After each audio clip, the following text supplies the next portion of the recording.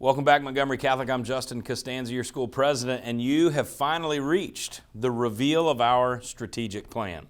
Now, this is our strategic plan which will guide and direct our efforts over the next 5 years here at Montgomery Catholic.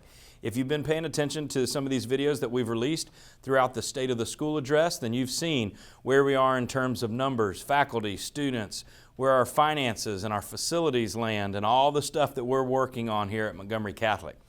First and foremost, we have to acknowledge where we've been so that we can acknowledge where we're trying to go. And over the last 149 years, we've done a lot of really awesome things right here in Montgomery.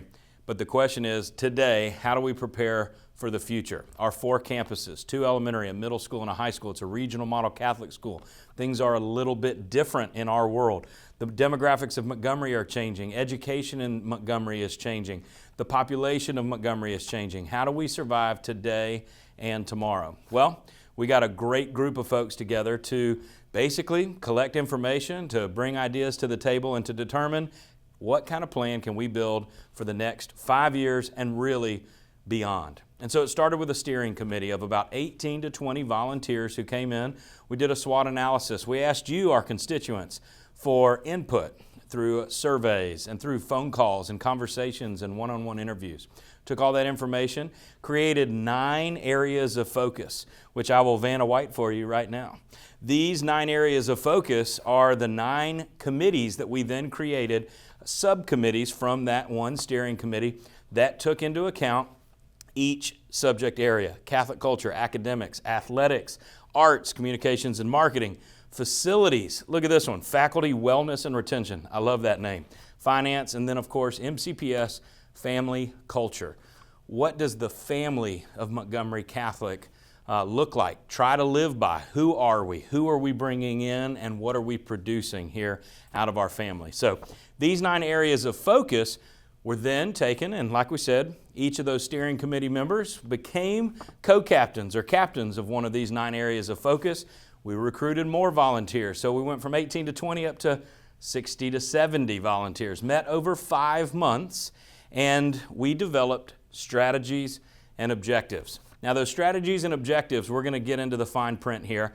And first and foremost, I want to tell you, you don't just have to watch this video to see what it is that we're going to try to do over the next 5 years through our strategic plan.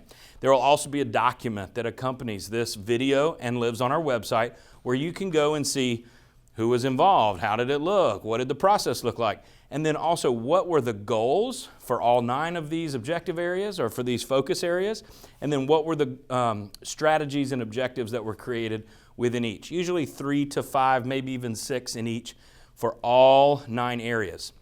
Now, once you have all this, what do you do with it? Well, this is not a document that is just going to live on our website and collect dust on my desk. It can't be. Or I have failed you, or our school has failed the community. And so the way this document works is it's a living, breathing document.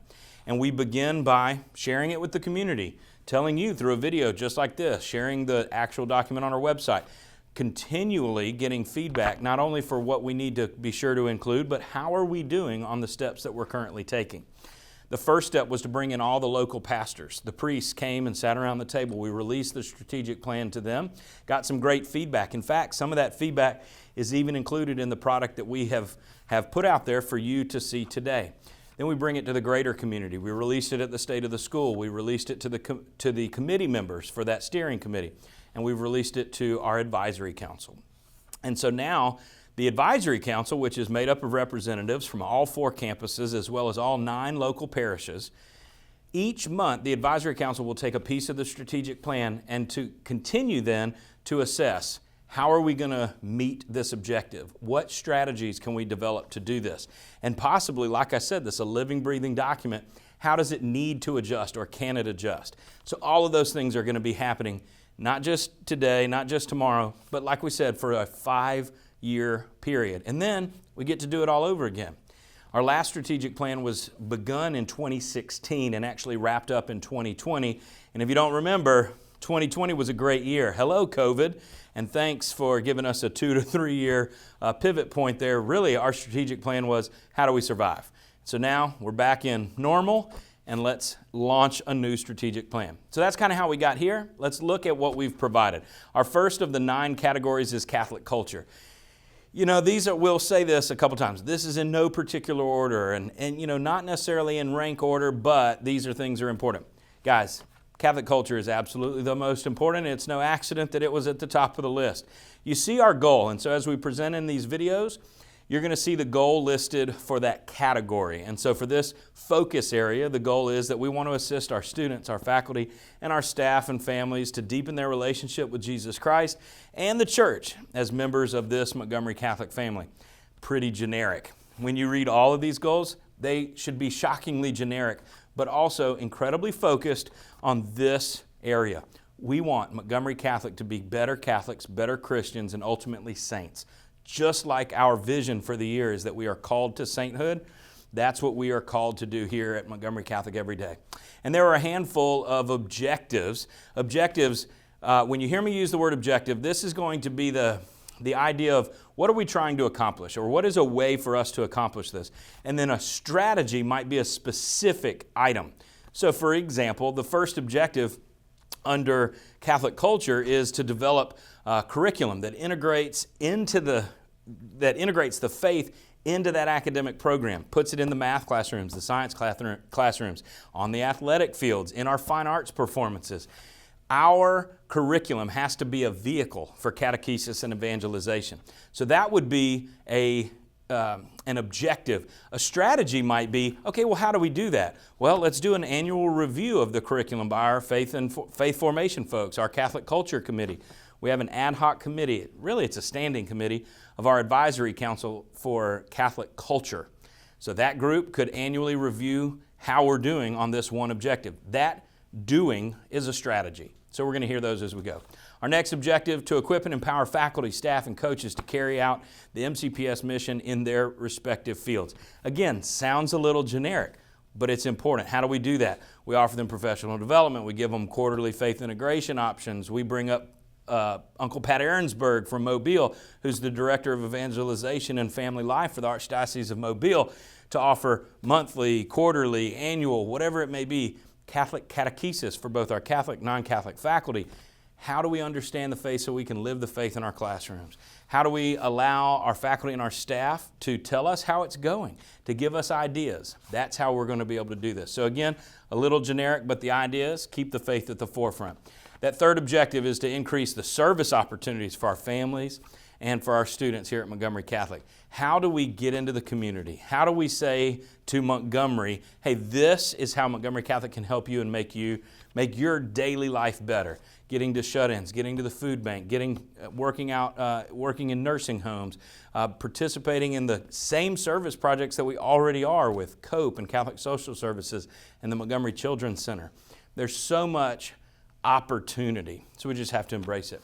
Our fourth is a big one. Continue to define, develop, and stabilize campus ministry in collaboration with our local priests. Now, campus ministry has really developed itself. It has really grown in the last 2 years. And the biggest driving force behind that, I would say there's two. The first is that our administration decided this is important, we're going to invest in it.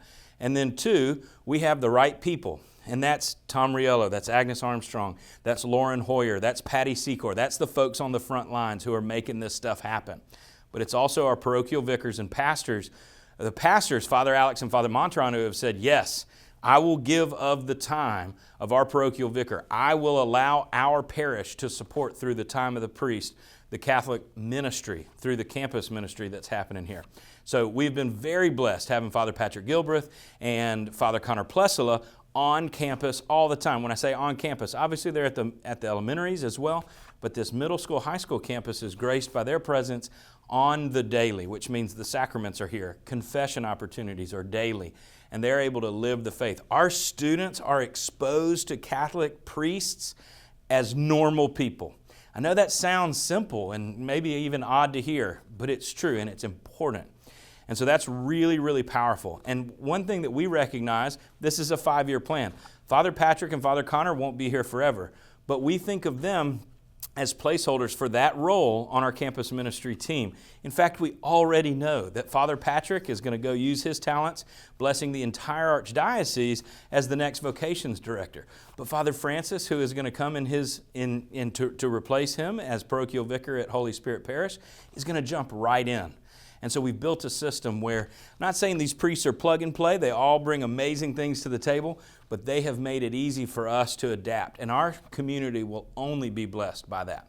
So that's a lot about priests, but remember, it's more than that. How do we continue to engage those priests? How do we make sure that our teachers understand how the curriculum and our annual calendar fits into campus ministry?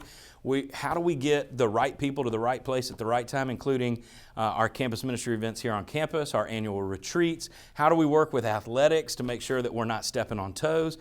That is something we have to stay very focused on. So this is a big part. The last objective, we'll move a little more quickly here, but obviously Catholic culture is super important. We want to provide a physical representation of the faith in our schools.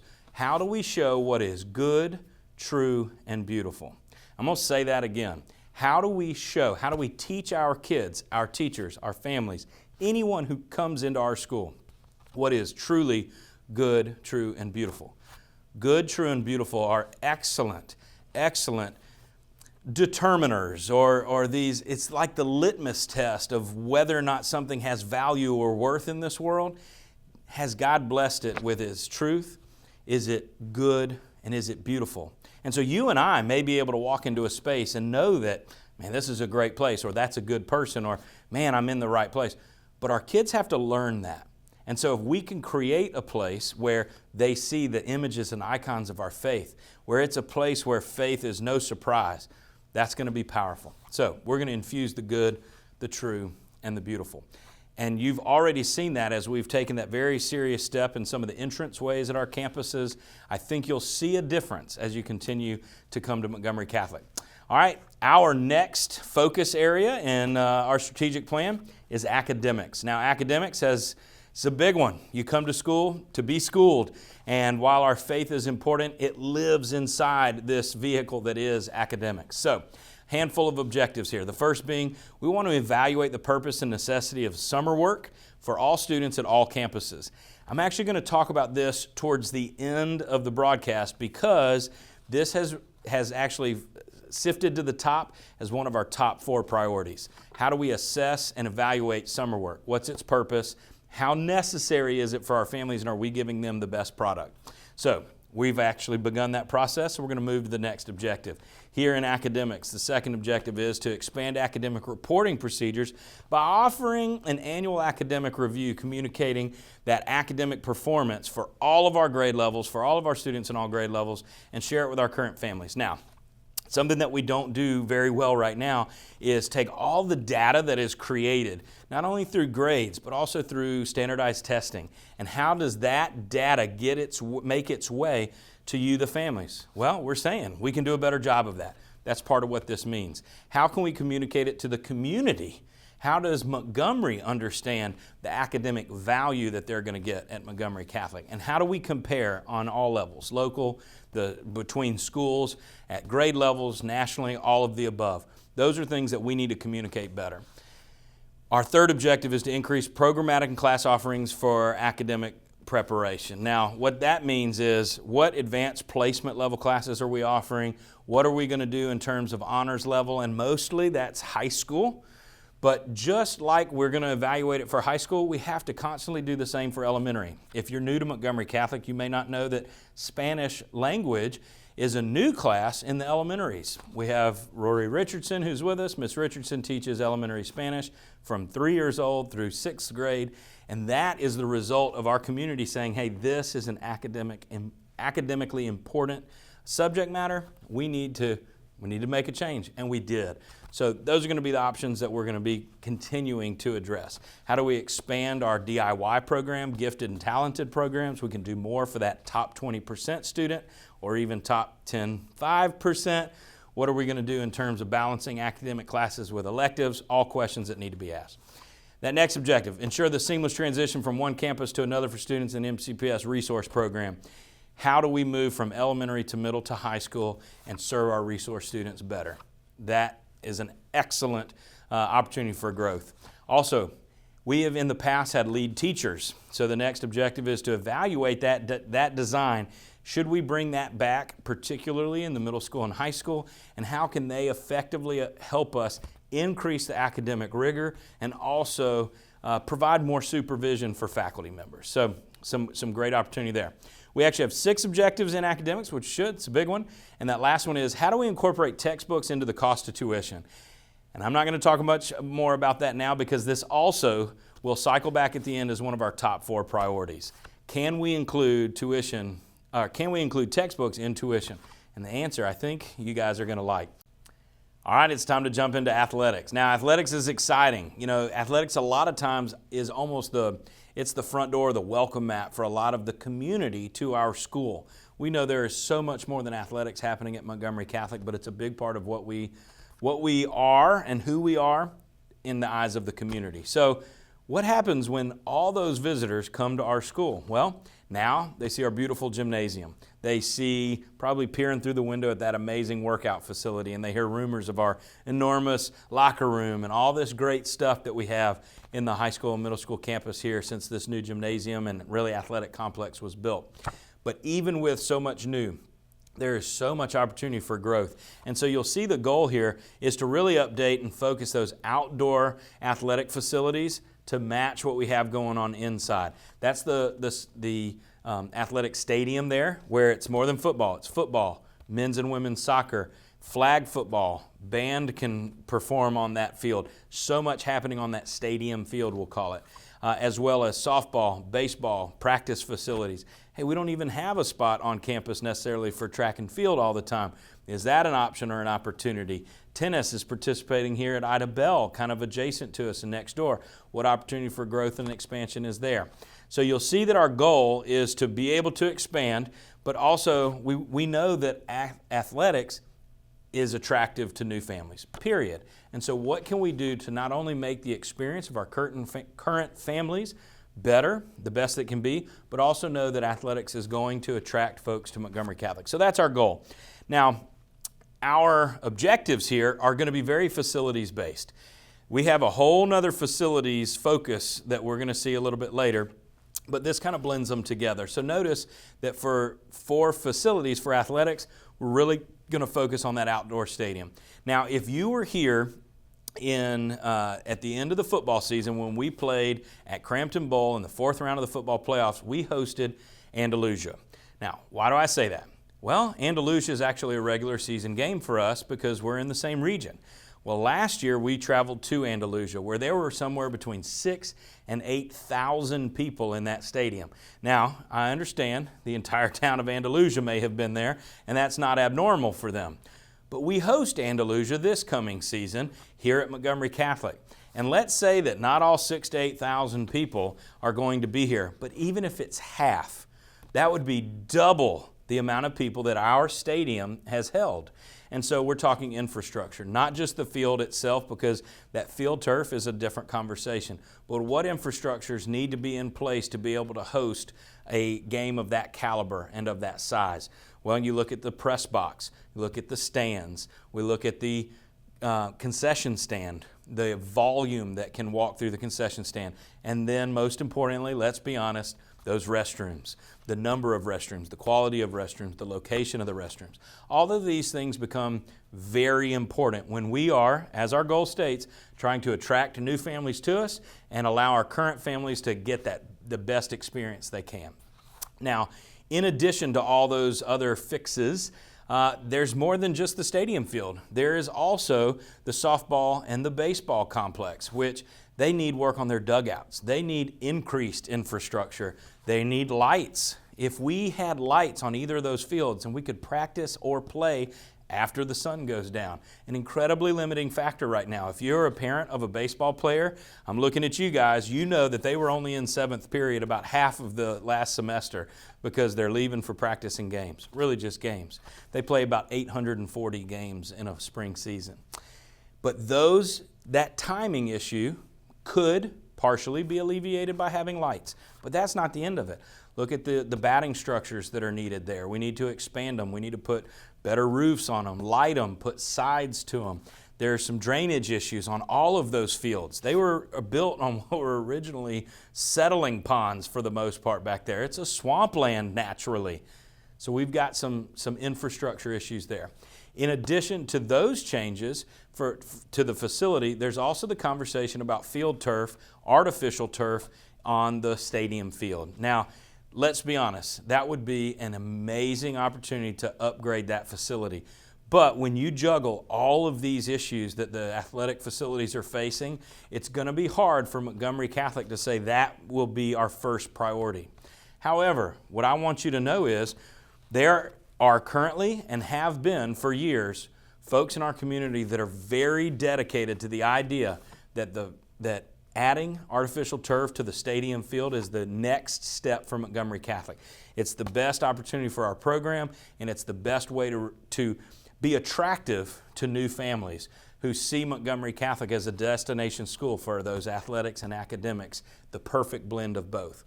So through some private donors, we may have the opportunity to do that in the next calendar year. It is absolutely included in this project, but Montgomery Catholic as a whole has to weigh what are we capable of, what's most cost effective, and how are we going to use our resources. So we may be the beneficiary of some highly motivated fans who want to make that project happen. Now the benefit there is we would be able to use that space, that turf would be able to be used when it's wet. It would be able to be used for practice. Right now we're having to practice on separate fields, and it could be used throughout the week by all different sports. And now think of soccer season. We're paying thousands of dollars to cart kids down the road because we can't be on our field to practice at the YMCA fields. Now we're able to do that right here at Montgomery Catholic. Also an opportunity for increased revenue. We could rent out our field on Saturdays for football and soccer tournaments and host events here at Montgomery Catholic, plus the opportunity for concessions. We are putting ourselves on the map. So really great things come from that as well. Now, how does the funding for any of this happen? Well, it's part of the strategic plan. We've got to assess what we're capable of as a school, and if we were going to have a capital campaign, which we're going to talk about facilities down the road, and the only way to increase facilities is to raise some money for it. What projects and how do we prioritize these projects? What's going to be involved in that capital campaign? And of course, there's going to be naming opportunities, going to be a way for us to just increase the profile of our space. We're very excited. So athletics has a lot of really great opportunities out there, and certainly plenty to keep us busy for years to come.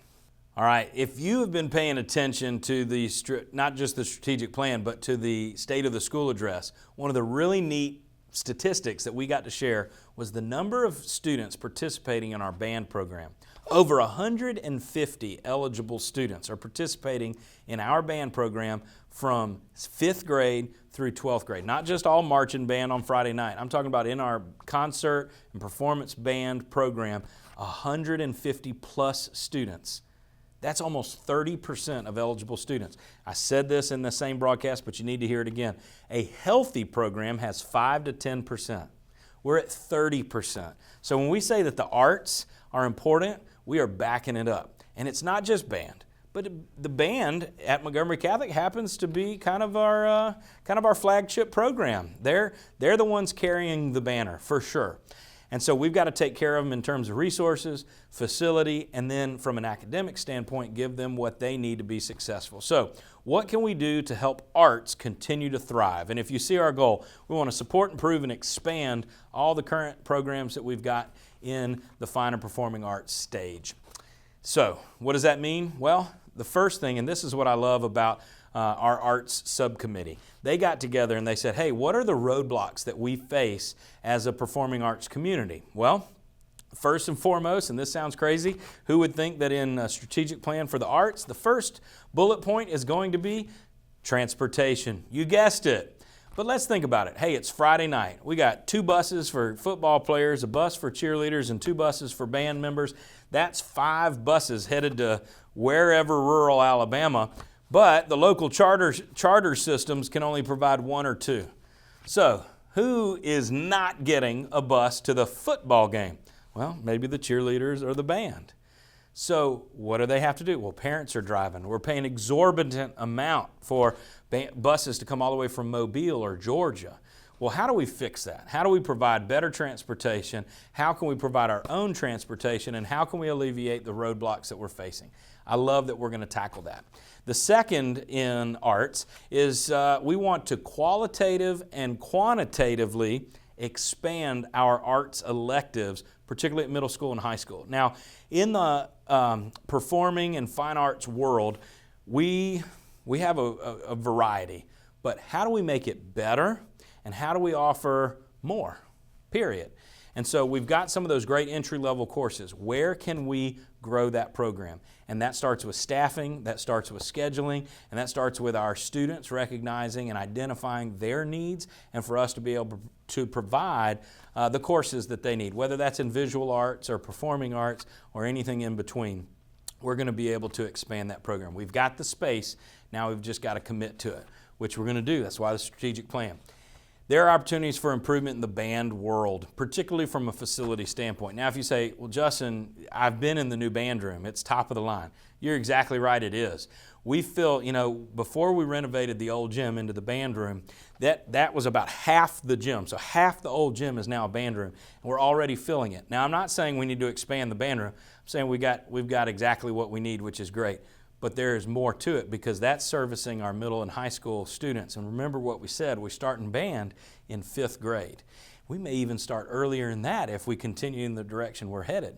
So how do we improve those facilities, particularly at the elementaries? Well, we need to be able to provide the space that they need. We're going to get into space when we talk about facilities, but just know that at St. Bede and at Holy Spirit, there are some obstacles there. So we're going to continue to focus on that.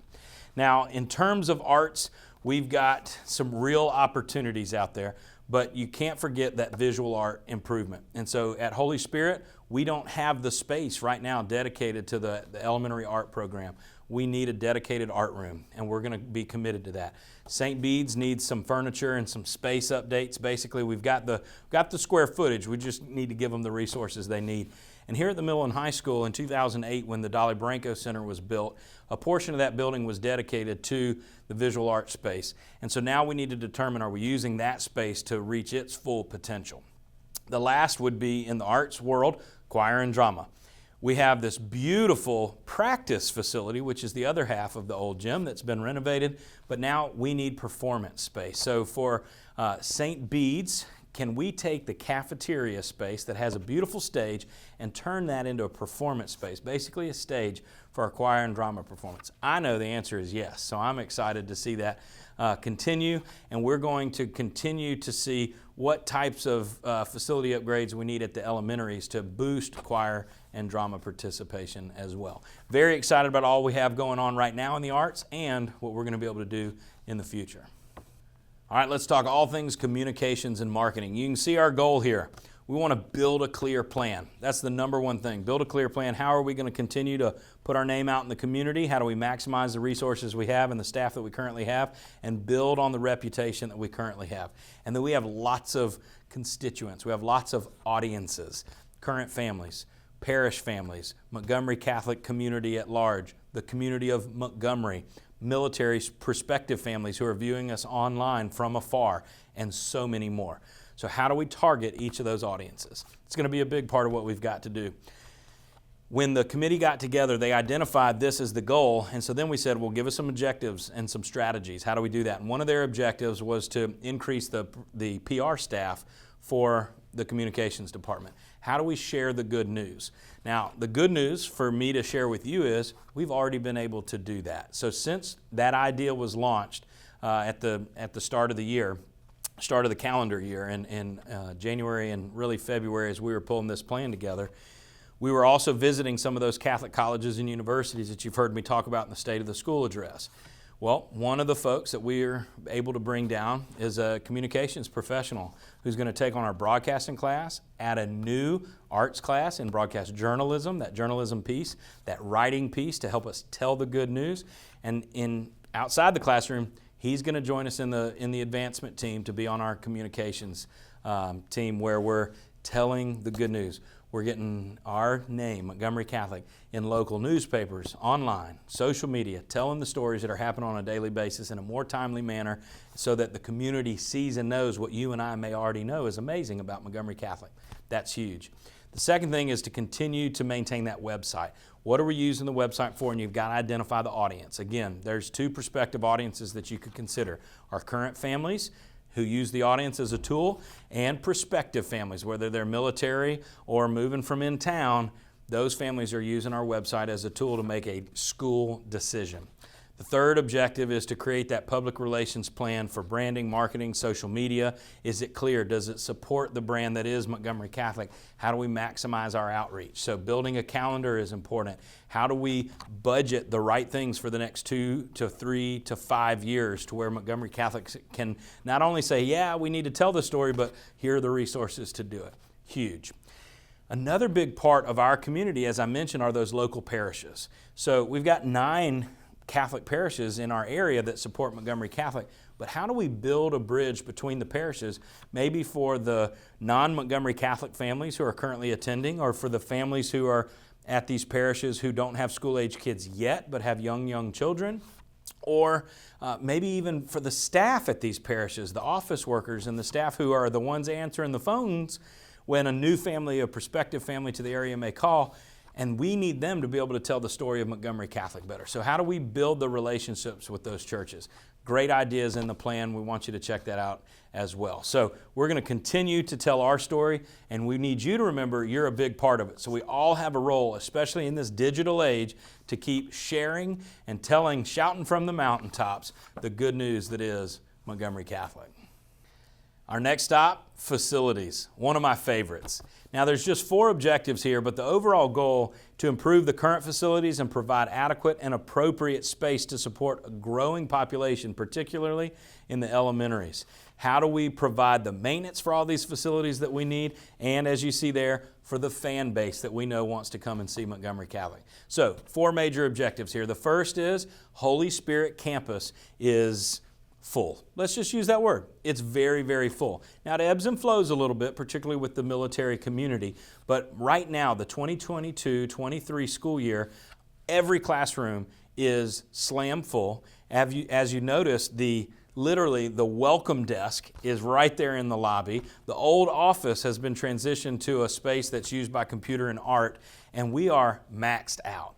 That's a great problem to have, but how do we grow that space? And so our first objective under facilities is really to work with the Holy Spirit Parish to grow that facility, because the school is not a standalone entity. We are a partner with the parish. While Montgomery Catholic, us, the school community, knows that that school building serves us in amazing ways, it is also a huge tool and resource for that Catholic parish. So Holy Spirit Catholic Parish, who is a huge benefactor in making that school even an idea a dozen years ago, supported the building, supported the funding of, and made it a reality. Well, we continue to partner with them.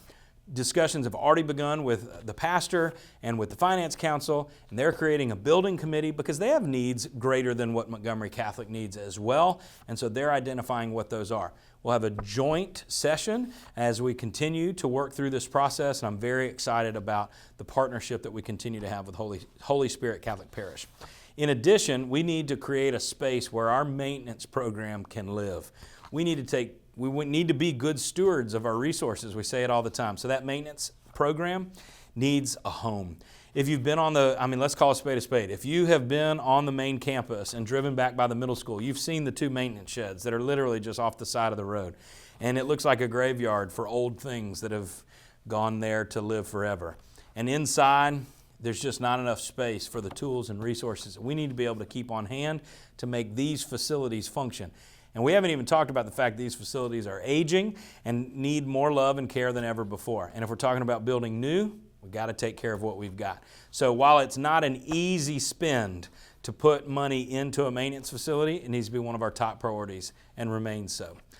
Another facility that kind of blends in with our athletics is to increase the concession stand, press box, bathroom space in order to accommodate for greater needs in the athletic event area.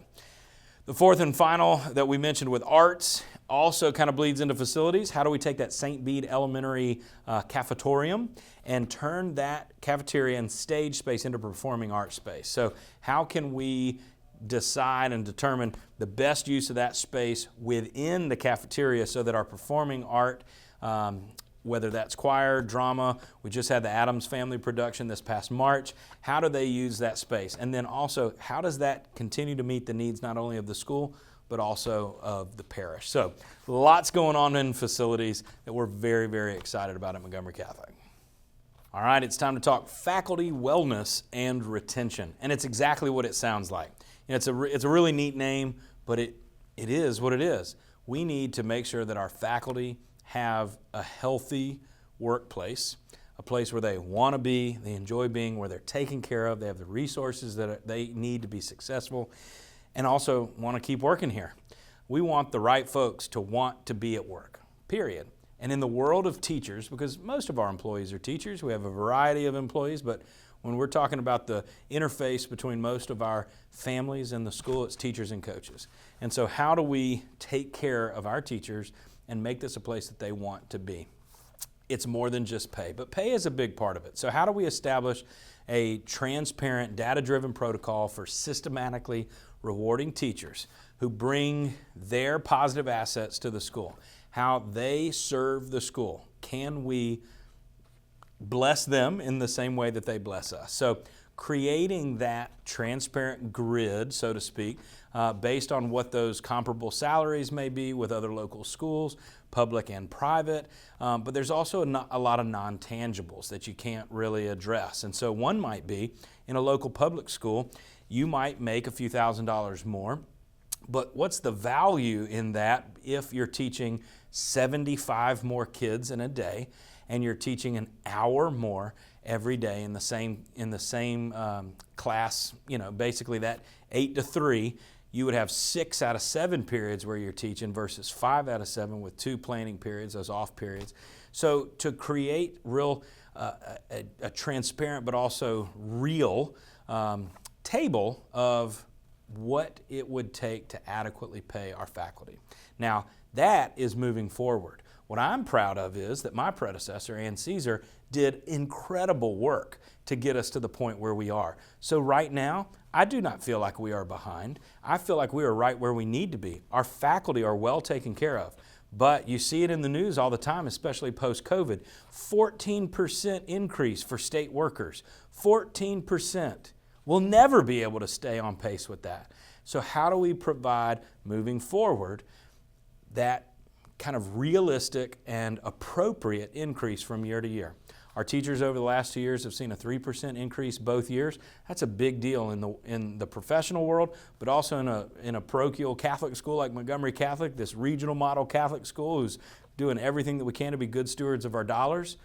That's awesome. So kudos to the teachers who have given of their, really, they pour their lives into this place, but also the school needs to recognize the value in the work that they do. And I think that we're at a very good place, but we need to continue to improve. And so that's where the wellness and retention piece comes in here.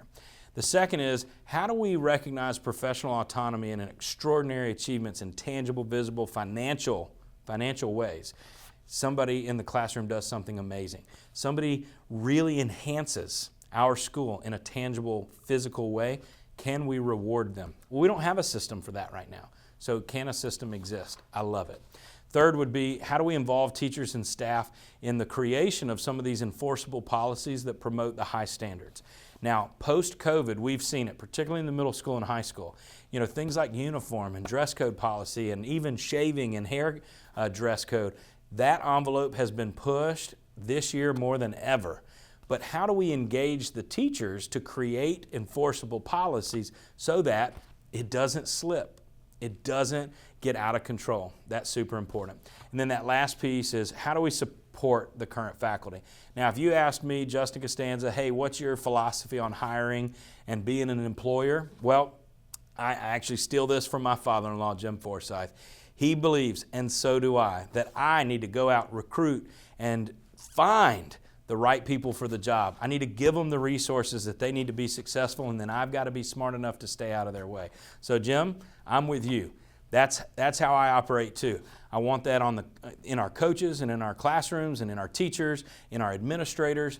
Are we finding the right folks? Let's go find them. Bring them to Montgomery Catholic. Give them the resources to be successful, and then let them do their job. It's not that easy all the time. It's easy to talk about, but we've got to be able to do it. So giving them the resources is a huge part of this. So how do we support the current faculty? Hey, we need to support the certification of our faculty and recruiting certified teachers. I know that if I'm in a classroom and the teacher next to me is a highly trained, well-qualified, certified teacher, her or he in that classroom, they are making my job easier because they're good at their job. Now that may not sink in immediately. Because they're doing a good job in their classroom, my job is easier in my classroom. And the job of the teacher in the room next to me is also easier because our level of faculty, that high quality, highly motivated, well-formed faculty continues to increase. It affects the current faculty too. Period. It just does. How do we promote and enforce a culture of professionalism and respect among our faculty and staff? Positivity has to abound in the hallways and in the faculty meetings and along those classroom lines. It has to. So how do we build ways to do it? We don't have to have all the answers, but we know that in a strategic plan that's going to last 5 years, we've got the ability to build those strategies. And then how do we allow, or not really allow, but how do we communicate with families so that they know if they did have an issue or a concern, where do they bring that concern? This is another part of supporting our teachers. Because the teacher, especially in an elementary classroom, they're the first one to get all those little BBs, all those pellets are thrown at the teacher. And it might be about a dress down day, it might be about a club, it might be about a sport, it might be about, hey, what about next year? It might be about a payment or a bill or something for the finance office. So if we can do a better job of informing and teaching our families and parents, where do I take certain concerns, then we might be able to alleviate some of the stress that a classroom teacher sees at Montgomery Catholic. So lots to do. We want to work on the faculty wellness and retention. We have some amazing folks on staff. We want to do everything we can to keep them. We want to go find more amazing staff to come and join them in a nutshell. Very exciting. Time to talk finance. We've got a group of folks who aren't afraid to talk about the dollar and say, how do we make Montgomery Catholic better, more affordable, and use the resources that we have as good stewards to make this place better than it already is? Well, the goal here is how do we maintain an adequate and justified tuition rate that supports the needs of the school, not to mention the mission, but that the school and the parents have a role in this tuition. Don't forget that. And we have to be able to continue to offer an excellent Catholic education. Athletics, academics, extracurriculars, everything boiled into one. Here's your Catholic school product. So we want to also simplify pay structure. We want to be able to provide options for paying, particularly online. And how do we increase revenue? Well, the Finance Committee had great ideas. And so here are a couple of their thoughts. The first being, how do we create invoicing options? We want to be able to pay online. Well, I'll give you an update. Since this has been drafted in the last 3 months, we have partnered with a company called School Admin. School Admin may not be totally new to you.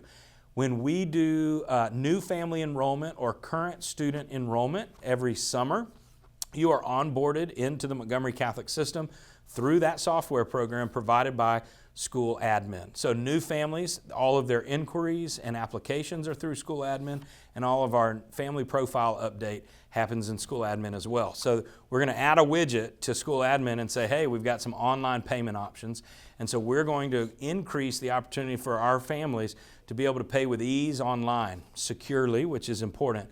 And with those payment options also will become some more flexible tuition payment options as well as online contracts. So contracts moving online in January of 2024 is a major focus for the business office. We want to also explore opportunities for increase or alternate streams of funding.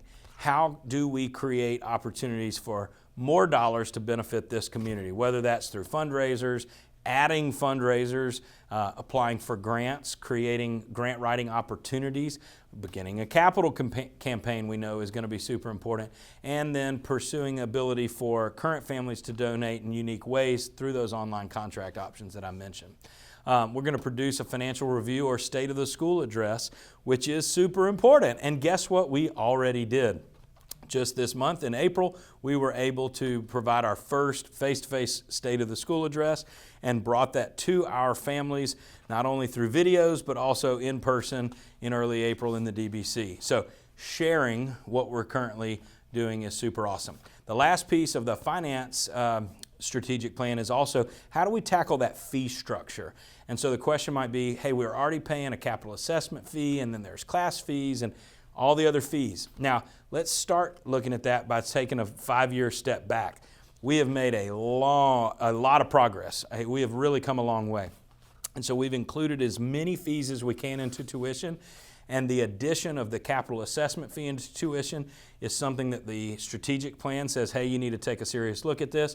And so that'll be something that the advisory council will start with over the next 12 months. So that's finance at a glance, and we are super excited about where we're headed. Our final of the 9 areas of focus is MCPS family culture. Super important to who we are, the identity of our school, and who our families are joining when they're new to Montgomery Catholic. Folks choose to be a part of this community, and we want them to know what they're getting. Now, if you look at the goal here, to build a positive school culture for students, families, for faculty, creating an environment that is supportive of discussing, learning, understanding diversity, including racial, cultural, and religious differences, while supporting the mission of the school. Remember, our mission states that we are building people of faith, virtue, and wisdom, preparing them for college and beyond. And if we look at the beyond, guys, I got to be honest, there is a whole lot of that in the real world. People who aren't like you and me. People who, you're not like me, let's be honest. People who are different. They have theological, they have physical differences, they have cultural differences. We are not all the same. I've said it before and I'll say it again. If you're looking for a school with cookie cutter students and families, Montgomery Catholic is not the one for you. It's not the one for me and for my family. And it's really not what the Catholic Church preaches. First and foremost, the Catholic Church is exactly what it says, Catholic, universal. If we are for all, then we've got to figure out how to live that faith. And so when you live it, which means if you go back and you look at one of the very first videos from the state of the school, what is the makeup of our student body? We're diverse. We're a little bit of everything. We represent the reality of what is the Montgomery community. If Montgomery looks like our school looks, then our students are getting a real chance at living real lives, developing meaningful, powerful relationships, which means that sometimes it's not always perfect, it's not always easy. And frankly, that ugliness that comes through the hardship of learning those realities, making those mistakes, why not allow it to happen in a place like Montgomery Catholic with a family culture that's going to love and support you through it? Even through the mistakes, even through the ugly sometimes, because we know it's going to happen. I'm not perfect. I'll be the first one to tell you. In fact, anybody who knows me knows I'm not perfect. But what do we do at Montgomery Catholic to make this a place where our differences make us better? Well, we have to first and foremost acknowledge it. And it's hard because this is a place where our Catholic identity is the driving factor. We're not going to be driven by anything but being Catholic. And that universality allows everyone else to come here and to be themselves. And so there are a few objectives here, actually 5 in MCPS family culture. The first being, keep the priests on campus. Keep the priests on campus. What does that have to do with family culture? With the priests on campus, you have that direct connection to our faith. You have that direct connection to the families of the parishes, to the feel of our faith right here in our community. They have a lasting impact on the students, and it changes the perspective of our young people when they look and see that some of the young adults that they're aspiring to be are a Catholic priests. We have to engage students in the faith. In our Catholic faith, we recognize that 38% of our student body is not Catholic, but we have to engage them in the Catholic faith as a Christian faith. those Christian principles that have existed for 2,000 years govern our school. We're going to introduce them to the Mass. Why is the Mass important? What are we learning through the Mass? How do we worship and celebrate Christ in the Mass? What is the priest doing as he offers the Mass? These are things that we need to make sure that our students understand so that they know what family they're a part of. How do we continue to offer campus ministry events outside of school hours? We get kids together doing good, fun, wholesome things, and it does two things. One, it allows them to interact in a positive way with other kids from the school, but it also provides an opportunity to not be out there doing fill in the blank, whatever it is, unsupervised, whether they're at home or out driving around town. They're at school, they're with that campus ministry team, and they're with their friends that they've created here. They're friends who are a part of a family of Montgomery Catholic students. So in addition to that, we need to expand our retreat offerings and get more kids on retreats. How do we build those relationships? It takes time. Where do you have the time? Get them out of school on retreat. So parents, if you're hesitant to allow your kids to attend those retreats, whether it's the 7th grade Camp Chandler trip, whether it's 8th grade to Washington, D.C., or if it's the spring retreat that's, was just a couple of weeks ago and was absolutely amazing for 110 of our high school students. That's where the magic happens, and it's important. The next is we increase our family culture by increasing the cultures that are in our family. And the way that we do that is to embrace, like I said, we embrace Montgomery. What is Montgomery? Well, there's a huge cross-section of Montgomery in our school, and that's now true because we actually finally have a representation of our Hispanic families. St. Bede Parish alone has hundreds of Hispanic families at their Sunday Mass, 12:30. That Hispanic family community represents our Catholic community. So how do we bridge the gap between Montgomery Catholic and those families? In many of those cultures, I've said this before if you've heard me say it, in many of those cultures, particularly from Central America, they believe that Catholic schools are reserved for the wealthy. Well, we want to change the narrative and shift the paradigm to where they understand that Catholic schools are not reserved for the wealthy, but rather reserved for the faithful. And at our school, we believe that those Hispanic families, just like all families, not only can be blessed by Montgomery Catholic, but their presence will also bless us. And if you've been in one of our schools in the last 2 years, since we've really buckled down on this initiative, you'll know that that is true both ways. We are providing blessings for those families, but they bless us tenfold, and it's amazing. So that's going to maintain this family culture that we're talking about.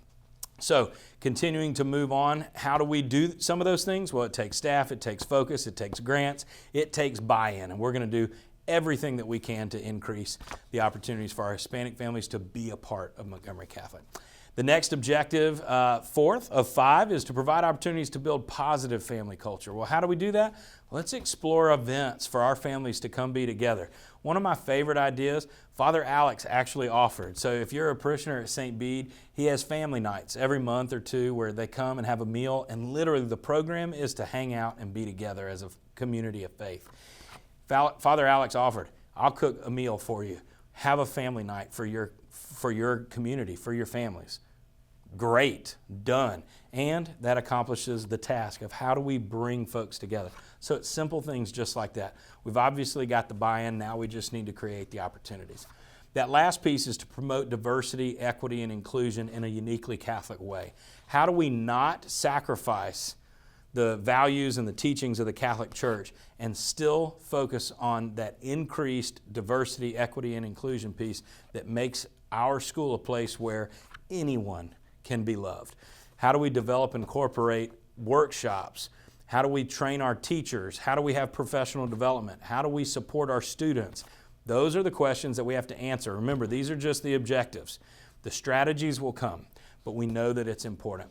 How do we do that while remaining consistent with the values that our Catholic Church has taught us? So that is who Montgomery Catholic is. That is who our culture, our family culture should be. We want you to want to be a part of us. And to do that, we have to say we want to be together. We love you, and we are truly Catholic and universal. So in addition to those 9 areas of focus, I want to just spend a couple of minutes on the top priorities for Montgomery Catholic. In fact, There are 4 that we've identified, and this is a dangerous game to play. What this says is, hey, this is what a small group of people says is the most important. I don't want you to think that. I don't want you to think that, anything else that was in the strategic plan that's not mentioned in these 4 topics is less important. We have 5 years. We have a huge, huge hill to climb in terms of 9 areas of focus, almost 50 strategies and objectives that we're trying to accomplish. So we have to start somewhere. And so one of the starting places needs to be on things that are achievable and can be accomplished quickly. So in addition to what is doable, we also have to identify what is important. And so these 4 top priorities is a perfect combination of those 2 things. Where are we going to start with this strategic plan? Well, this is where we're going to start. As you see on the screen here, let's evaluate summer work. There's no reason to put that off. We, for the last few years, have kind of stumbled along with the same plan from year to year. There's a summer work piece that gets published in May, typically online, and parents work/struggle with their kids all summer long to try to meet the objective that we've created. Sometimes we may not have given the best resources to be super successful as a parent. And then there is some type of assessment when we return to school. So with an assessment comes this question of, is there a penalty? Let's just take an honest look at what we're trying to do. So we're going to evaluate summer work for all grades. Now, the evaluation has taken place. The product that we're changing to is being created and very soon will be launched to you. So this new summer work strategy is going to be launched for the summer of 2023. Very exciting. So we've started with some top priorities and we're already checking things off the list. Now, it may not be perfect for your family, but we got 801 students and I'm very pleased with the changes that have been made. We're going to jump down to Catholic culture, faculty wellness and retention. You kind of lump these into this one idea that we're going to develop a process for retaining and recruiting high quality, high level, well-formed, highly motivated faculty members. Now, in some of the focus videos, I spent time talking about this teacher recruitment plan that we've done. I know that I talked about it as well in the State of the School Address. We have identified Catholic colleges and universities that we want to create 2-way pipeline relationships with. We want to send our students, our graduates, to attend colleges and universities that are living and breathing the Catholic faith. And then we also want to take their well-formed graduates to come back to Montgomery Catholic to work as teachers and administrators. So that's a part of the recruiting, but how do we also retain? And so that's going to be one of our top priorities. Finance and academics blends together to say, hey, how do we add textbooks to the tuition cost? Also, happy to announce that for the 23-24 school year, that's next year, this coming summer, we're going to be implementing the inclusion of textbooks. Now, that means that families, we're going to need your help. We're going to build an on-site textbook store, basically, where we are gathering the textbooks that we will need, and included in your tuition, we will provide those textbooks to you. Now, we're working out the kinks and how that process will work, when we will deliver books to students, much like your computer that you receive over the summer for our high school students. But there may be online versions of textbooks. There may also be the inclusion of class sets of textbooks. So if a history class uses a class set, each individual student would not receive a textbook distributed individually to them, but would have access to one in the classroom. We are working behind the scenes with faculty right now to settle those types of questions, but we're going to come to you in the next couple of weeks requesting the textbooks that you currently have. We're asking you, save, you could make $50, $100, $150 on Amazon by selling those textbooks, but save your time, save the hassle, and bring those books to Montgomery Catholic. We'll give you a letter for donation for your taxes even, but we need to build up our store, and you can help us do it. And our benefit to the school is we're not going to increase tuition to cover that cost for next year. The 5% increase that's been built in does not adequately cover that additional one-time startup cost. It covers all the needs that we have in this growing school, and in addition to that 3% raise for faculty and staff, but textbooks is going to operate outside of that. So we appreciate your support. Facilities is that last piece. So what in terms of facilities? I love the words here. Explore the creation of additional learning space at our Holy Spirit campus. We've already met with Father Montaron and the Holy Spirit Parish, and we know that increasing the space for our students at Holy Spirit is important. We also know that Holy Spirit Parish needs to increase space for their group activities, for their religious education, and for their youth group, for instance. And so their needs and ours are going to combine for the need to create space over there. All of these can't be done without you. So thank you for your continued support of Montgomery Catholic, not just through your tuition dollars and for the fundraising efforts that you participate in and for the volunteer hours that you log here at Montgomery Catholic, but for just believing enough in Catholic education to support Montgomery Catholic by sending your students here. To the students who may be watching, you are a part of something special, 149 years in the making. I'm excited about October of 2023 when we finally turn the page on the calendar, our 150th year here at Montgomery Catholic. You're a part of it. I'm happy to be at the top where I get to not only follow in the footsteps of the great giants who came before me, but to be a part of carrying you guys into our next 150 years. So proud of Montgomery Catholic, proud of the work that we've done launching this strategic plan, and I appreciate you for all of your support. So, for Montgomery Catholic, I'm your school president, Justin Costanza, and go Knights.